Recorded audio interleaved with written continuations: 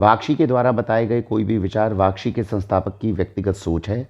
इन विचारों को किसी भी सरकारी एवं गैर सरकारी संस्थान द्वारा प्रमाणित नहीं किया गया है। कृपया विचारों को अमल में लाने से पहले अपने नज़दीकी चिकित्सक से परामर्श अवश्य लें। भारत वंदे मातरम। इसे देख रहे हैं आप, क्या कहते हैं इसे? शायद ध्यान में नहीं आ रहा होगा, दोबारा ट्राई करते हैं। अंग्रेजी में इसे कहा जाता है मोटर एंड पेसल, और हिंदी में और आयुर्वेद की दृष्टि से इसे कहा जाता था खरल। किस लिए उपयोग में आती है? आजकल जब हमने ब्लेंडर्स को यूज़ करना शुरू कर दिया है, मिक्सर ग्राइंडर्स को यूज़ करना शुरू कर दिया है, पहले ज़माने में ये नहीं होते थे। तो जाहिर सी बात है, जब हमारे घर में ग्राइंडर्स आ गए तो इनकी क्या ज़रूरत है? ज़रूरत है। वो क्यों है उसको समझिए।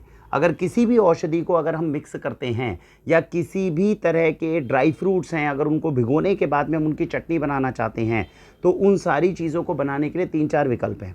सबसे पहला है आपका मिक्सर एंड ग्राइंडर, जो आप अपने घर में यूज़ करते हैं। उसकी सबसे बड़ी समस्या क्या है? उसकी समस्या है तेज़ रोटेशन करना।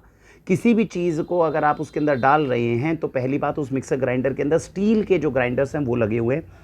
स्टील एक ऐसी धातु है जो किसी भी तरह के द्रव्य के अंदर से उसकी इंट्रिंसिक जो एनर्जी होती है उसको खींच लेती है।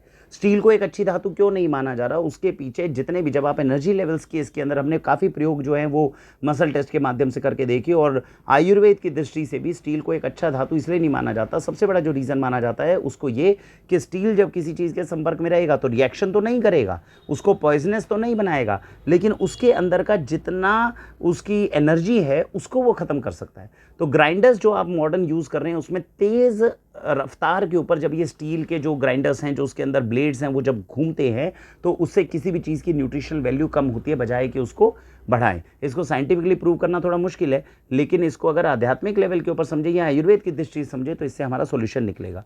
अब अगर हम अपने मिक्सर ग्राइंडर्स के जो स्टील के ब्लेड्स हैं उनको यूज़ ना करें, तो फिर किस चीज़ को यूज़ करें? मार्केट के अंदर आपने देखे होंगे इस तरह की मोटर एंड पेसल होती है, वो किस चीज़ की बनती है?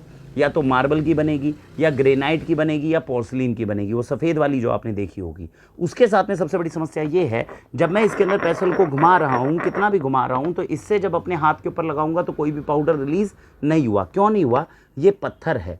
पत्थर को जब आपस में धीरे धीरे घिसा जाता है, तो बहुत ज़्यादा तेज़ एनर्जी जो है वो उसके अंदर रिलीज़ नहीं होती। पत्थर के अंदर नेचुरल मिनरल्स रहते हैं, लेकिन पोर्सलिन, मार्बल, ग्रेनाइट ये थोड़े सस्ते हो सकते हैं, लेकिन इसके साथ में जब भी आप इसका घर्षण करेंगे तो वो अपने आप भी खुद घिसता है, जो हमारी औषधियों के अंदर, जो हमारी सब्जियों के अंदर, जो हमारे इन सारे के सारे द्रव्यों के अंदर जाएगा, जिसको हम इसमें पीसेंगे। तो इसीलिए स्टील के ब्लेड्स का यूज़ करना हमारे लिए अच्छा नहीं है फास्ट ग्राइंडिंग का। दूसरी तरीके से अगर पोर्सलिन, ग्रेनाइट या हम मार्बल को यूज़ करें तो वो हमारे लिए अच्छा नहीं है।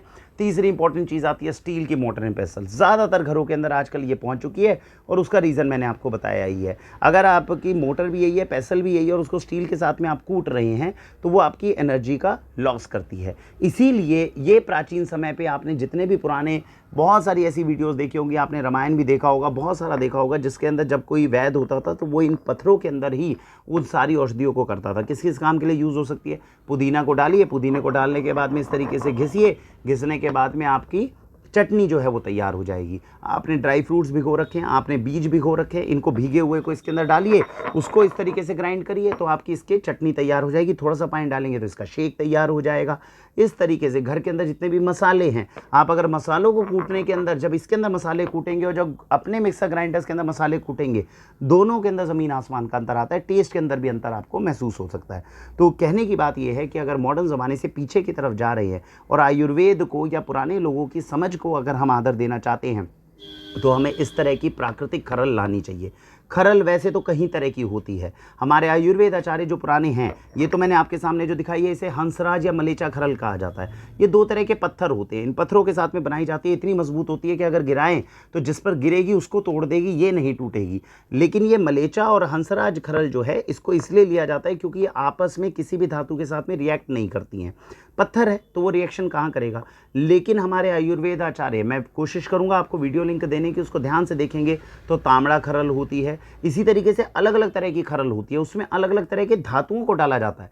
किसी पत्थर के साथ में या तो आपको तांबे को कंबाइन कर दिया जाएगा, किसी पत्थर के साथ में आयरन को कंबाइन कर दिया जाएगा, किसी तरह की विशेष औषधियाँ प्राचीन समय में बनाने के लिए इन खरलों का उपयोग होता था, और तब जाके इनकी एनर्जी जब औषधि के साथ में मिलती थी तो वो औषधि ताकतवर होती थी, जो हमें निरोग्यता प्रदान करती थी। तो मेरा ये कहना है कि अगर आप प्राचीन समय की तरफ वापस लौटना चाहते हैं, आप अपनी भारतीय संस्कृति पर गर्व करते हैं, तो आप वाक्षी के साथ में उस प्राचीन समय के अंदर प्रवेश कर सकते हैं। और अब ये प्राचीन खरल, जिसको हंसराज या मलेचा खरल, ये हमने आपके लिए चुनी है।